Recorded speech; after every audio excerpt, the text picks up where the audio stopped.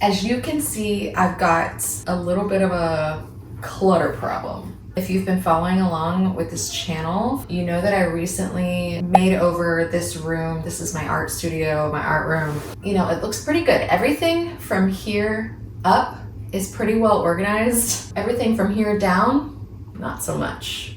The clutter is really getting to me. Clutter evokes a fight or flight response in my body. There's something about having clutter in your home, in your space, that for me, this is my life. Recording with my 3-year-old, walking around, my 3-year-old recently stopped napping. And so I'm just having to make this channel work regardless. Where was I? Clutter. So I need a solution to hide all of this, basically. And I think the best solution for my budget and for my aesthetic goals is to put up a curtain. Easy. I don't know what else I would do. I guess I could come up with some kind of folding, I don't know. To me, a curtain is gonna be perfect. So let's jump into it. Let's walk into it.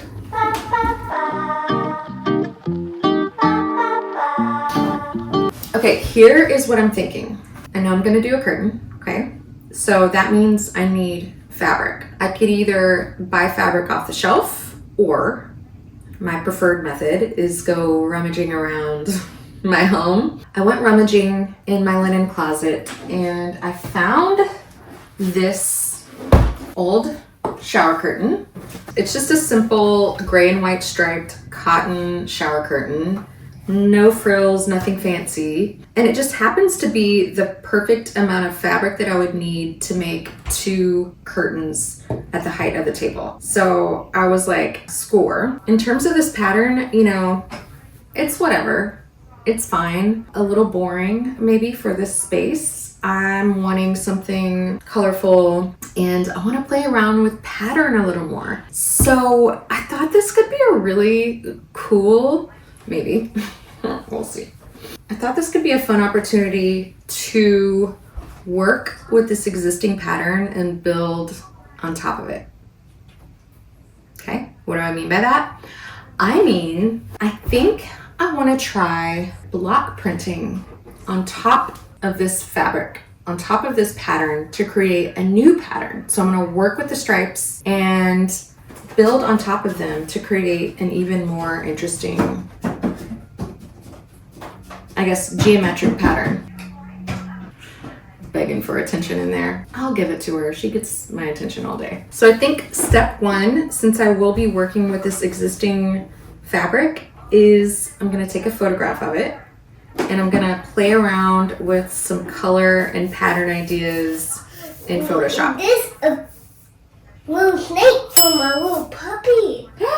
What? So that's what I'm going to do. I'm going to take a photograph of this stripe pattern and take it into Photoshop, do some mock-ups of how I could see the color and the pattern playing out. Okay, so that's step 1. And then step 2 is going to be cutting the curtain down into 2 panels and hemming the edge.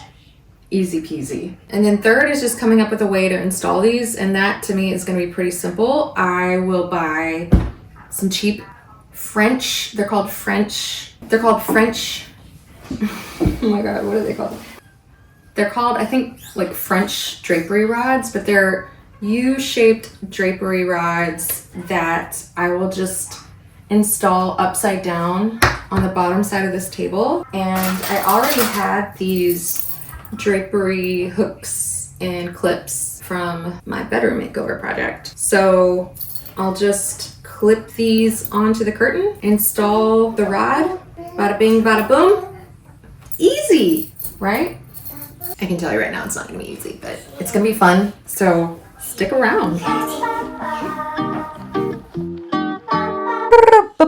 Put my hair up, I'm ready to work. So I wanted to just jump into Photoshop and show you where I've landed with my pattern design. I've landed on a color scheme and a block pattern that I think is going to work really well with the existing colors in the space and should be a fun pattern for underneath. So let's jump into Photoshop and I'll show you what I'm thinking. I know that I want to dye this curtain. The white and the gray are fine, but not for this space. I want color, and I've been thinking fuchsia, maybe fuchsia, like muted fuchsia, if that makes sense. Sometimes you just have a gut instinct, and that was mine. So I started by overlaying fuchsia onto this image of my curtain, and then I just started playing around with squares and rectangles on top of it. I think what I'm gonna do is start by dyeing the curtain with RIT dye, and then I'm gonna go on top of that with my block printing, and I'll probably just use like regular acrylic paint or like even house paint as my ink. If I were block printing fabric for like clothing or curtains that I knew I would want to wash, I would use an ink specifically for fabric that's going to be washed. But I know that I'm never going to wash these things. If I do wash these things, they're not precious. I'm trying to use what I have on hand, and I have acrylic paint and I have house like latex paint on hand. So that's what I'm going to be printing with. I'm just gonna print right on top of my dyed fabric. So next step is gonna be dyeing the curtain and then getting our block, our linoleum block, drawing up our pattern and carving the pattern. This is a super simple pattern. It's just gonna be rectangles and squares, basically. So that's the next step, is dyeing the curtains. Did you know that RIT Dye, you can go on their website and they've got like hundreds of color formulas, color recipes to choose from. So they've got like a specific area on their website for color formulas. I'll link it below if you're curious. And it'll tell you what colors of RIT dye you need to buy and how to combine them. To create this specific color. It's so cool. I love it. This is not sponsored by RIT yet, but hit me up, RIT.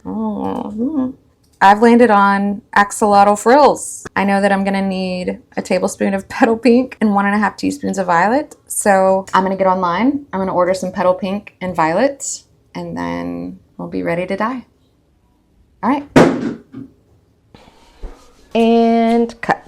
Okay, I actually decided I'm going to cut and sew my curtain panels before I dye them because I haven't gotten my RIT dye in the mail yet. I'm a little unorganized these days. I got a lot going on. I got the kids and I got the other thing. So the RIT dye should arrive tomorrow. So today I figured I'd make myself useful and go ahead and cut my panels. So I'm basically just going to fold the shower curtain in half, cut down the seam, do a simple hemline all around the edges that aren't already hemmed, and call it a day. That's what I'm doing now.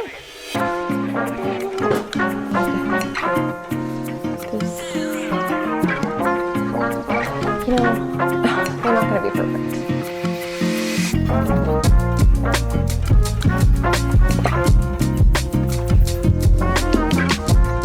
Oh, I just ate lunch.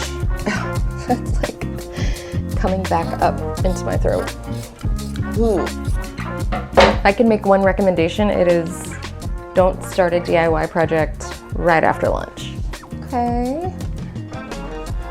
Okay, I'm preparing to sew the hem on the edge of these curtains, and I just want to reiterate, if it wasn't clear already, I am not a professional seamstress. I am a real basic sewer.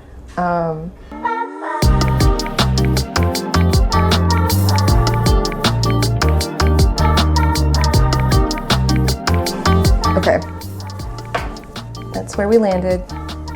Nothing to it. There's kind of a little bit of a flap situation. I don't know if you can see that, but it's not going to bother me. So I'm just going to keep going and catch you on the other side. What? The other side of what? The other side of this camera. Okie dokie. I finished sewing the curtains last night, burning the midnight oil, which to me is like working at 8:00 p.m.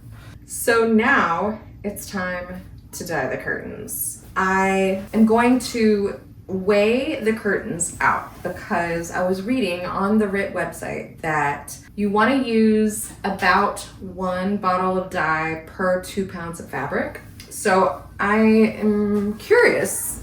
In the past, I have just winged it and like not really measured anything, but since I'm here on YouTube now, I figured I'd at least attempt to do it the right way. So I'm not gonna judge you if you just wing it. I would be doing that if I weren't filming myself. I have a kitchen scale. I feel like this is probably 2 pounds, if I had to guess. All right, ta-da. Oh, okay, might be under 2 pounds. We are at 1 pound, 4 ounces. So I'm gonna have to do some math. Big day. I got some buckets.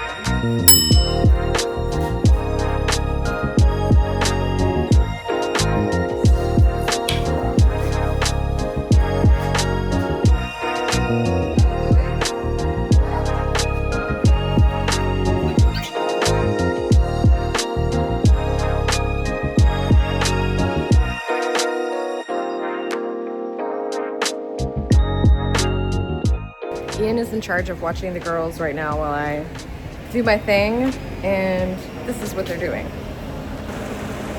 They're playing in the car.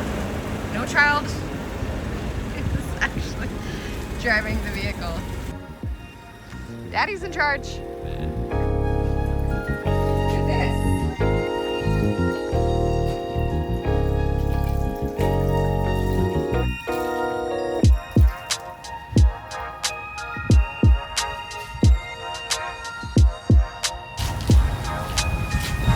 Make sure you don't have holes in your gloves. Get a little situation. Okay. The fabric has been washed, dried, and ironed. And I am so freaking happy with the way the color turned out, you guys. Look at this. Look at it. It's like just like my little rendering that I did, I think. I'll have to double check, but I feel like this is exactly the color that I wanted. It's bold. If you know me, if you've been following me for a little while, then you might have picked up on my tendency to go a little more bold with my color choices. Not for everyone, but for me personally, it's what gives me the feels, all the feels. And since this is the art room, you know, I'm not afraid to go a little bold in here. So I'm really happy with the way it turned out. And so the next step is carving the block print. I have purchased these, I want to say they're 4x6, let me look, 4x6 inch little rubber blocks. Okay, you can buy these on Amazon. I'll link the product below. I'll link everything below. But these are like a really soft rubbery pad that you can draw and carve your design on. I also purchased this speed ball.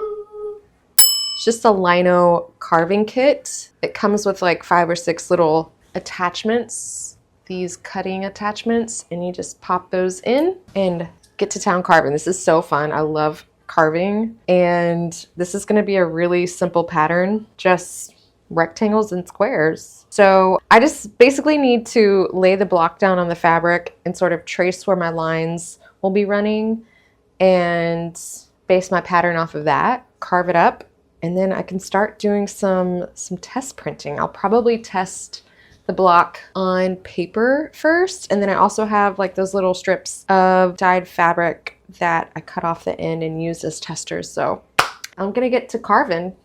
I'm excited.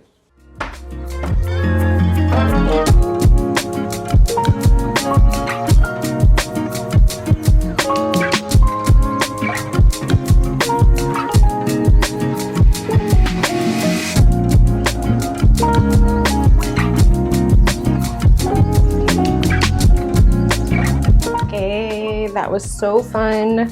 I highly recommend you grabbing a rubber block and a carving tool and just carving because it is really nice. I'm going to take my block and do a little test print on paper. I'm just going to use latex paint, like house paint, dab it on with a sponge and press it into paper just to see if this pattern is going to work. If I need to carve a little deeper, just need to do a little testing before I commit to printing on fabric. So we just get one shot at that, and I don't want to blow it.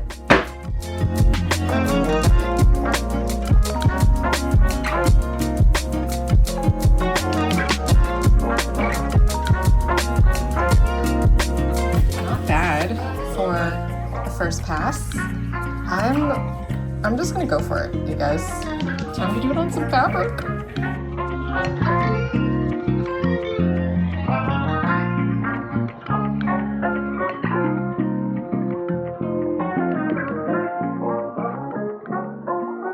I tested a few methods yesterday, or actually last night, and I tried a few different ways of applying the paint to the rubber block. And the technique I like the best, that got the most paint onto the fabric, is using a paintbrush and just essentially like painting the paint onto the raised areas of my block and then gently pressing it into the fabric and using my hand to kind of make sure the paint gets into the fabric. Okay, it's not perfect.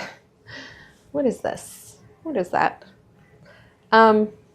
So it's not, you know, a perfect impression. The paint isn't in every little nook and cranny, but I'm okay with that, actually. I think it's gonna look really cool to have little spots here and there that are imperfect, but that's the technique, y'all. So I'm just gonna keep going and put this on fast mode and let's get her done.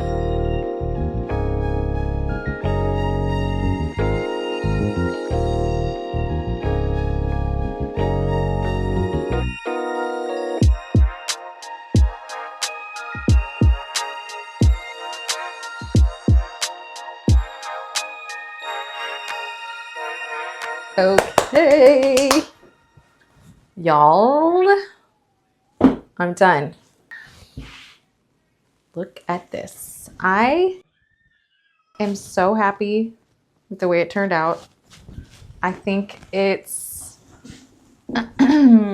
like perfectly imperfect. Not all of the lines are straight and not all of the little squares and rectangles are fully filled in with paint, but I think it gives it some character. And when, you know, I haven't really looked at these things hanging up like this before, but I feel like once they're kind of folded as a curtain, it's gonna look great. I really enjoyed the process. I love carving into those rubber blocks. So I could see myself tackling another printing project like this, maybe for the Roman shades that I plan on making for the windows. That might be the next project, honestly, because this was fun. So yeah, I would do it again. I will do it again. So now we just need to hang these bad boys up. I purchased, let me show you. I purchased from Amazon. I'll link everything in the description box below if you're curious, if you want to do something similar. Thought this style would be good because my curtain can go all the way to the edge. I don't really need anything fancy. I just need it to kind of be hidden underneath my table. So I'm going to install these on the underside of my work table. And then I've got from the bedroom makeover that I did some custom curtains in there. and had these leftover rings and clips. So I'm just gonna clip our curtains here. Bada bing, bada boom. And install. Let's just get it installed already. I'm tired of messing around. Let's go.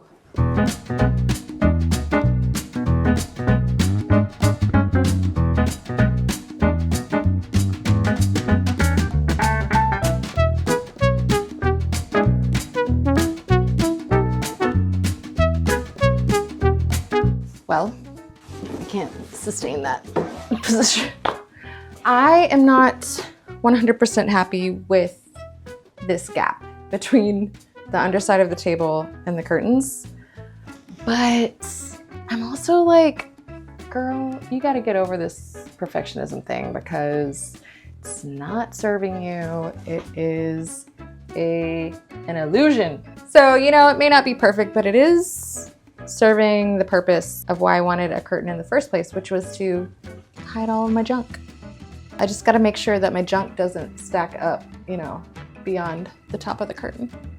It definitely looks better when you're down here versus standing up. When you're standing up, you can kind of see into the crack and you can see some of the stuff, but you know what?